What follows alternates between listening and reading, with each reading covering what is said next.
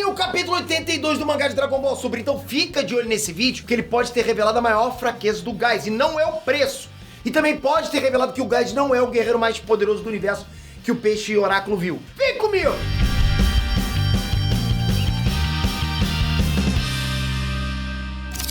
Transpeter aqui. Galera, sou só eu. Vocês também acharam que esse capítulo foi um dos the best, um dos melhores. I got another confession to make. Eu digo isso por quê? Porque os capítulos 80 e 81 tiveram muita queixa, né? De que só teve luta, teve pouco desenvolvimento. Em si, eu nem acho isso tão ruim, né? Mas eu vi que tinha, assim, gente reclamando que tiveram momentos em que o hype desse arco crescia, principalmente por causa da participação do Bardock nessa saga. Mas aí depois isso deu uma esfriada e tentaram compensar isso com cenas de ação. Mas não era... Não é verdade? É verdade. É como eu vim falando nas análises do mangá de One Punch Man. Quando o hype cresce demais, muito rápido, a tendência é que ele realmente caia um pouco, é normal. Mas eu acho que esse capítulo 82 resgatou um pouquinho do hype, dando mais profundidade pra história. Então bora ver tudo o que aconteceu logo depois que você garantir aquele like casca grossa. E já comenta, tá curtindo? Pra você tá maneiro? Ou você tá achando que, não, o Dragon Ball tá tirando pra todos os lados? Tem gente que tá com essa ideia, né? Já vai comentando aqui embaixo. Galera, se a gente fosse resumir esse capítulo em poucas palavras, ele basicamente passa a maior parte do tempo com o Goku se teletransportando com gás e mudando de ambiente a todo momento.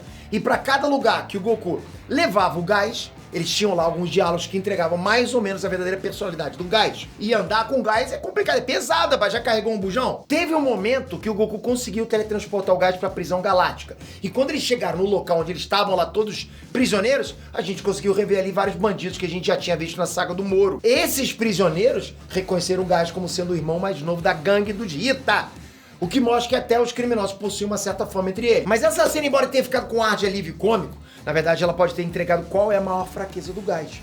O Gás ficou claramente incomodado com o fato da infância dele, porque aqueles criminosos estavam pegando no pé dele, dizendo que quando ele era pequeno lá, ele fazia xixi nas calças, vai xixi na calça. E se vocês prestarem bem atenção, vocês percebem que o Gás realmente se incomodava muito com isso. E realmente incomoda, você já fez xixi na cama, pô, volta e meio fácil, incomoda, esquenta o colchão. Agora galera, pensa comigo, o Gás é atualmente o guerreiro mais forte do universo. E mesmo que ele não fosse, ainda assim ele faria parte de uma das organizações criminosas mais poderosas de todo o universo. E eu digo isso porque os Hita ficavam com 90% do dinheiro do comércio dos planetas que o Freeza conquistava. Então realmente os Hita eram muito poderosos. Mas se o Gás tem esse poder todo e essa influência toda, por que o Gás ficou tão incomodado com essa tiração de sarro sobre ele fazer xixi nas calças? Pô, sério. E isso talvez entregue a maior fraqueza do Gás, que é a personalidade dele. Ele deve ter sofrido muito bullying na infância. E foi disso que o Eric salvou ele. E por isso que ele é tão grato ao Eric. Não importa o quão poderoso ele seja, a maior fraqueza do Gás é que a personalidade dele é fraca. Ele se deixa levar pelo que os outros falam dele, por conta disso, ele basicamente virou um cão de guarda do Gás. Eu também tenho personalidade fraca. Você acha que eu aguento bullying? Quando vocês me bullying aqui, eu não aguento. Eu fico com raiva, hein? Para com isso. Aí depois que o Goku e o Gás saíram da prisão, o Goku conseguiu usar o teletransporte pra ir pra perto do Whis, que por acaso estava num planeta ali perto experimentando sobremesas com peixe oráculo. O Goku pediu pro Whis segurar um pouco o Gás ali enquanto ele voltava pro planeta cereal. Daí o Goku foi seguindo todo o caminho de volta até conseguir voltar pra perto do Vegeta e do Granorá. E como o teletransporte do Gás não era tão refinado quanto o do Goku, o Gás teve que voltar voando. E foi aí que ocorreu a maior revelação de todas. Porque depois que o Gás foi embora, o peixe oráculo perguntou quem era ele. E o Whis aparentemente ficou surpreso com a reação do peixe. O peixe fez assim, ó. A minha teoria sobre isso é que se o peixe oráculo não reconheceu o Gás, é porque o tal nascimento do guerreiro mais forte do universo não se referia ao Gás. Do contrário, ele teria reconhecido. Afinal, ele é um oráculo. O que o oráculo faz, não é verdade? Oráculo é ele, consegue ver o futuro. Nas mitologias, o oráculo era alguém que conseguia prever o futuro, ok? Então se o peixe oráculo diz que em breve aconteceria o nascimento do guerreiro mais poderoso do universo, mas ele não reconheceu o Gás, é porque o Gás não é o guerreiro mais poderoso do universo que ele viu na profecia dele mesmo. Não faz sentido isso? Não faz, pô, faz pra caraca. Só faz, pô, para com isso, hein? Eu não aguento bullying. E agora que entra o ponto mais forte desse capítulo. Porque alguma coisa me diz que o guerreiro mais poderoso do universo vai ser... Rufem os tambores. Editor, pô, quando der essa pausa, editor, rufa o tambor! Editor, tambor! Isso aí. O próprio Goku!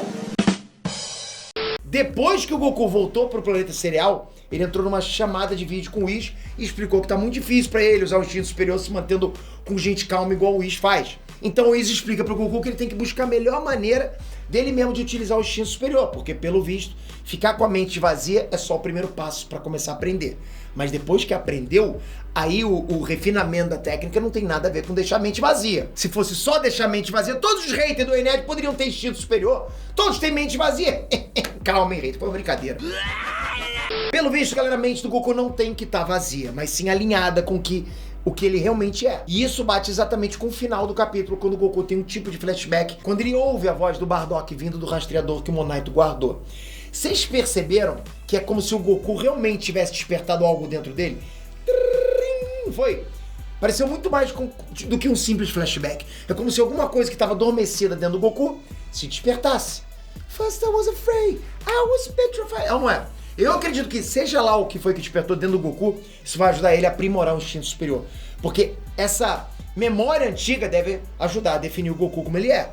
Como se fosse algo que definisse a personalidade dele. E por fim, esse flashback continuou exatamente aquilo que conseguiu chamar a atenção de todo mundo para essa saga, que foi o arco do Bardock há 40 anos atrás, né? Quando ele salvou o Monaito e o Granorá. E pelo visto é a partir daí que o próximo capítulo vai continuar. Maneiro, né? E eu continuo postando minhas fichas de que o Bardock vai se transformar em Super Saiyajin pra derrotar o Gás. Ah, galera, vocês têm que concordar que tá casca grossa. Tá cachaca grossa! Porra, comenta aqui embaixo o que você tá achando. Deixa um like e se inscreve no canal. Se inscreve no Canejo. Sabe por quê, galera? Porque se você tá inscrito aqui com o sininho, a notificação lembra você qual o vídeo, qual a análise, qual o vazamento. Isso é importante. Obrigado de coração, galera. Vocês são casca grossa. E há quem falou o contrário. Ô, rapaz. Valeu, galera. Fui!